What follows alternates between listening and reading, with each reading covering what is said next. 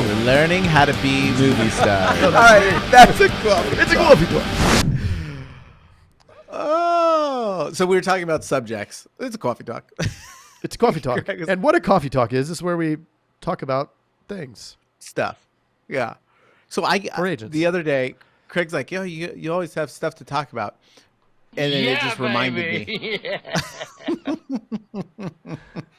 Dude, so we got a toy. There's a toy. Oh, so you will be hearing crazy stuff throughout this podcast. But the other day I went home and we all sat outside for dinner, and my daughter would not stop talking. Wow. Like asking me stuff like, oh, we could do this. We could do this. She is a chatterbox. And I was like, I literally couldn't talk to anybody or do anything. Cause it's like, see, right. Or you could do this. What do you think about that? Like it was constant. So I think it might. Let me ask you real quick. Was while this was happening, was it still the typical Feltman household with just chaos ensuing all around you? Like all the other Sir William screaming about something. Minimal, because dinner was served at that point, which they quiet down. There can be a little bit of a lull, a little bit.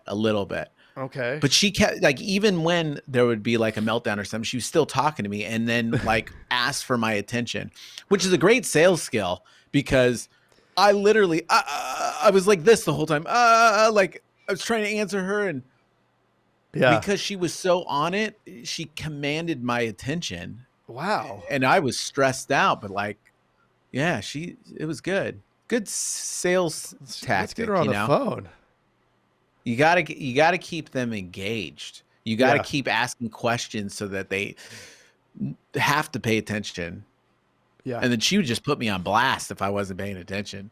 Yeah. That's the best part about being a kid, is like, you're just honest, you know? As adults, we're not as honest. We're just, well, you're more concerned about what somebody thinks, right? Than just being real. And she was being real. It was about her. She had questions. She did. She had a lot of questions about what we should do to the backyard. What about this? What about this plant? Wow. It was, yeah. So I was doing, I pulled some calls yesterday. We talked about it in the elite group a little bit.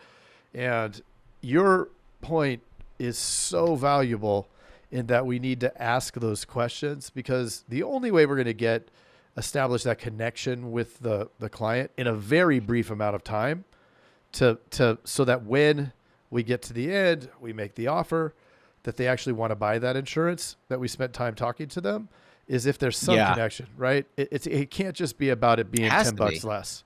$10 less, who cares, right?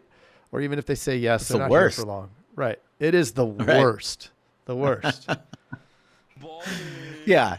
Yeah. Yeah, so you have to keep the person engaged.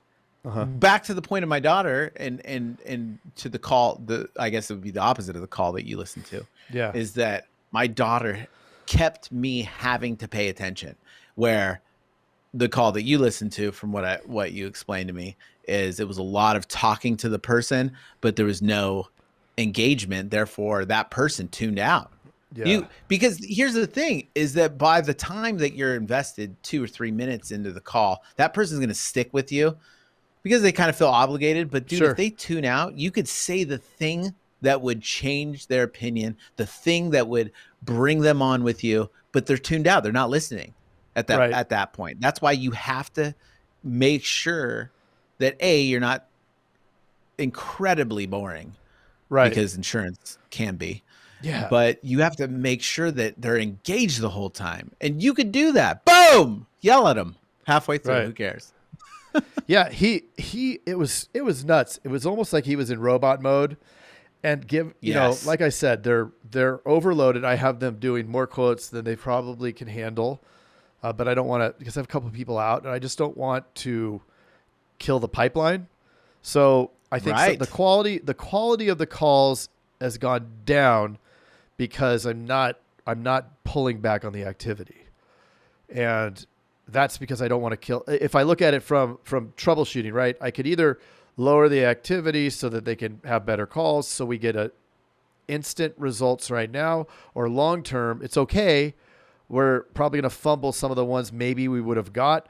However, when we're back to full crew, then there's no gap. I don't want a gap. The worst thing is to have, 2 more people back, but not enough in the pipeline.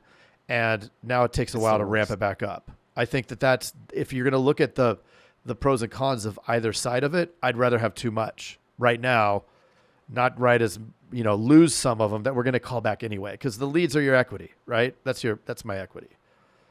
So then they are going to have to decide, because we always say give a perfect presentation, perfect practice makes perfect permanent. So be that, so now you're writing the line of, okay, they obviously can't do that on everyone because they're qualifying, disqualifying at some point. So it definitely has to be monitored that they're making the right decisions in that capacity. Right. And they might not every time. Well, they won't. Right. I guess that's the other thing too, right? When you increase capacity, so when you add people into your agency and stuff like that, as you grow, a lot of people think, well, when it was just me, we sold this much. I sold 50,000 a month. Well, like, bro, if you bring on 5 salespeople, they're not all going to sell 50,000. You're going to lose a little bit of the quality as you expand, which is fine, because now I would rather have 5 people at 80% than 1 person at 100%. And that's 100%. Just the natural part of scaling. 100%? No, 80%. 100% of 80%. He's looking for a button. Yeah, you find the button to make a sound. that one. I knew you were looking for the button. I'll get smoother at it. It's hard. There's a lot of buttons here. 32 buttons. But dude, keep the caller engaged. That's the tip of the day, because it's just so key. 100%. I mean 80%. Here's a couple of things that he said. Yeah, it's bad. But this is what he said. There were a couple opportunities where he could have created connection. The guy said something. It was a slight objection. Hey, I want you to email it. I don't make a buying decision just off the verbal. I need to look at something in writing. I've owned businesses for several years. And then he just said, okay, I got it. Let me shoot that over. And he totally blew off I've owned businesses for several years. And it's like, right there was a huge point cha-ching. Right. Yeah. Huge place to connect. Oh, what businesses? Like, it's all he had to say. All he had to say was, oh, what businesses? And the guy would have talked forever. Right? Let him talk. It's like, when you go fishing and the fish bites, but it's a big fish, you don't just go reel that thing in. Right. Right. You reel it a little bit and then you let it go again and you let it run. You got to let it run because they're going to run out of steam. That guy had a lot of liabilities.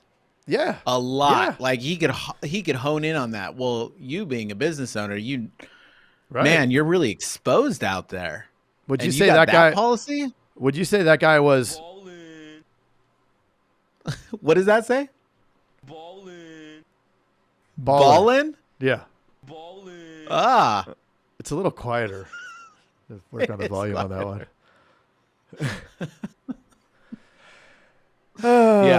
Yeah.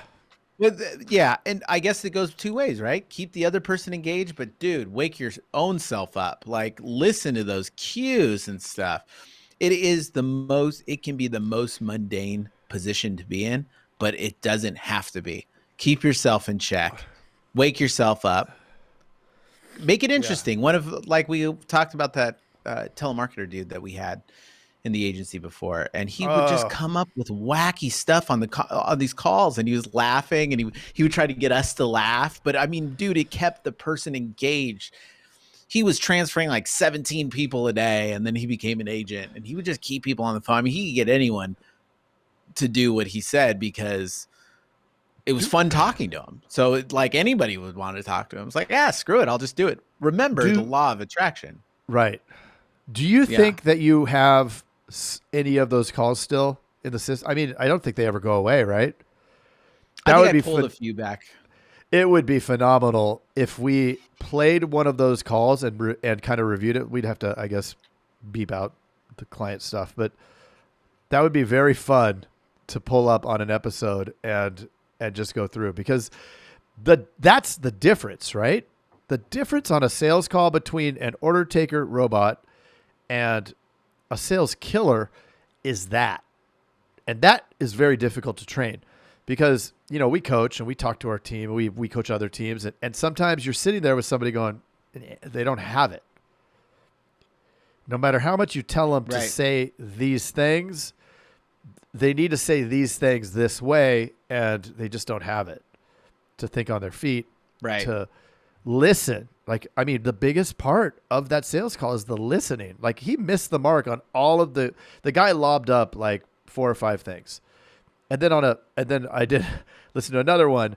The lady, this lady was definitely interested in the quote, but she just got a call from the Humane Society because they found a cat that had been missing for 2 months. Now, she did say, I hope everything's good with the cat at the end. But then I went to the notes of the call. No mention of the cat. No mention of the cat. So the cat should have been in the notes, right? Because if she gets the call or she doesn't, she forgets to call, somebody else gets it, you need to know about that cat, because that's instant rapport. And it speaks to, those 3. What are the 3 things? What do they do for work? What do they do for fun? What's the third one? Oh, who else lives in their house? What's their family like? Yeah, what's their family like?